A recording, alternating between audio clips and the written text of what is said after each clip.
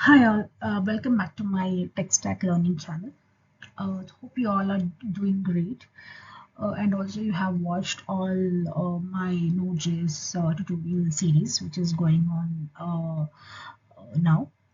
If not, I have given the links in the description box. So as you all know, we need to follow some tips and tricks while developing code, just to ensure the quality and the performance of how we are going to deliver it, right?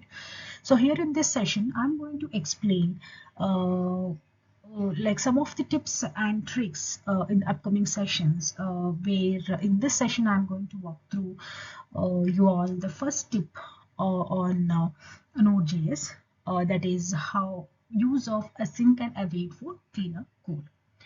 Okay. So if you like my session, please do like, comment, and subscribe to my channel. So let's get started. Okay. So why to use async and await? Okay. So first thing is nothing but improved readability. Okay. So async and await allows you to write asynchronous code in a synchronous style. Okay, making easier to understand and maintain.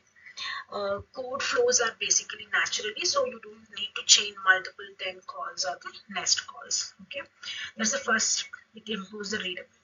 Second one is simplified error handling. So errors in async await code can be handled using traditional try catch blocks, which is more intuitive compared to handling errors with catch in promise chains.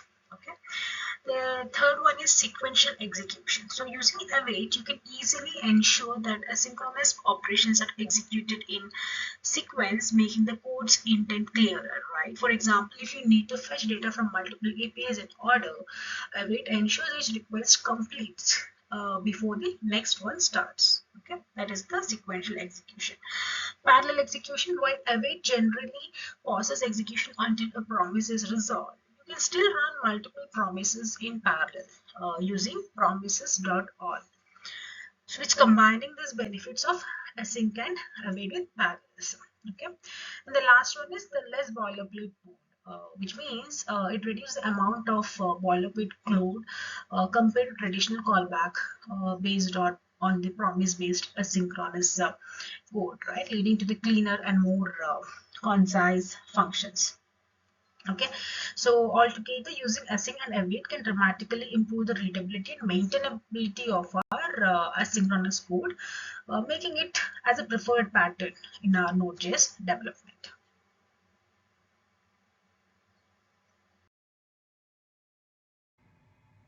Okay, so now let's see how to use this async await by reading and writing files. Okay, so I have created one folder here. So let me just create tips, tricks, dot js. Okay, and since we will be doing the async and await operation using for file operations, so let me create two files here.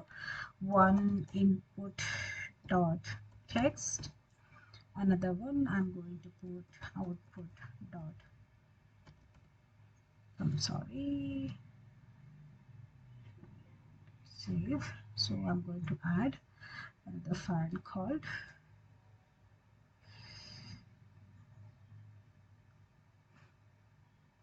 output.txt. Okay, okay, so input.txt, I'm going to add a hello world.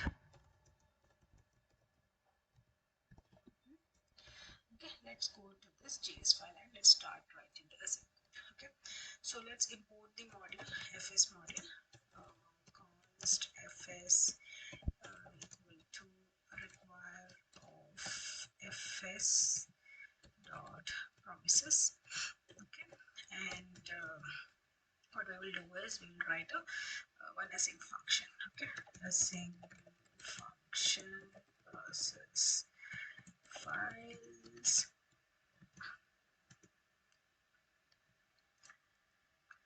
Okay, so let's put the try block here. Try catch. So add one more catch errors. Okay, fine. So first what we have to do is we have to read the file. So what we will do here is const data equal to await fs dot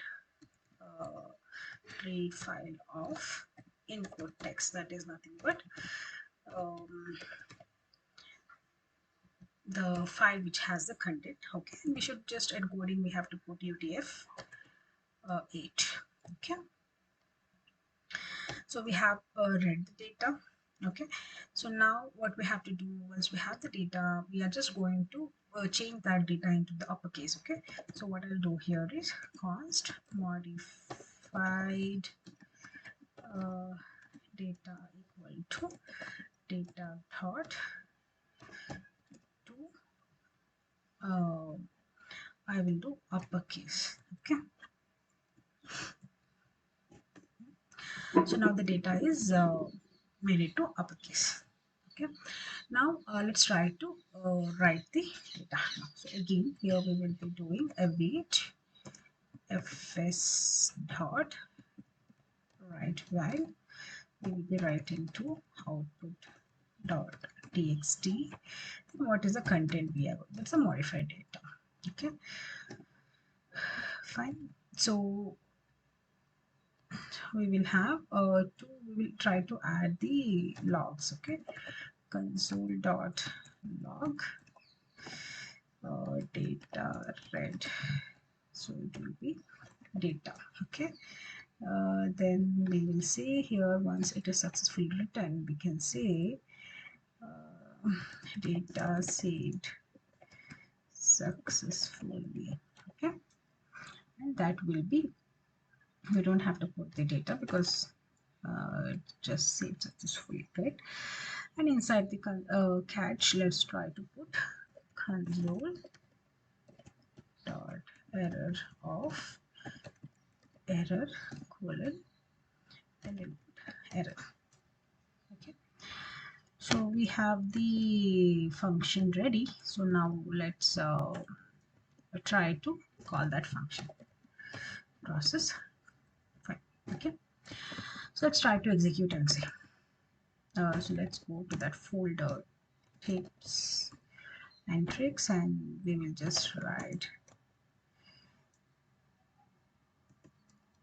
Okay, so data read is hello world, data saved successfully. So let's go to the output file, and you can see it is fully capitalized. Okay, this is how it works, right? So when you do this async and await, there will be the as I said, we will have a lot of benefits of using it. It can be a parallel execution, sequential. It's easy to read, right? So, and also it will be a neat and clean code. Okay, this is about the first tip which we have to consider when we do Node.js development. There are series of tips and tricks which I'll be uploading in coming days. So please do watch, and in the next session I will be explaining about the next tips and tricks which you can utilize for the Node.js. Okay. So thank you for watching. If you like my session, please do like, comment, and subscribe to my channel. And see you in the next session. Thank you all. Bye.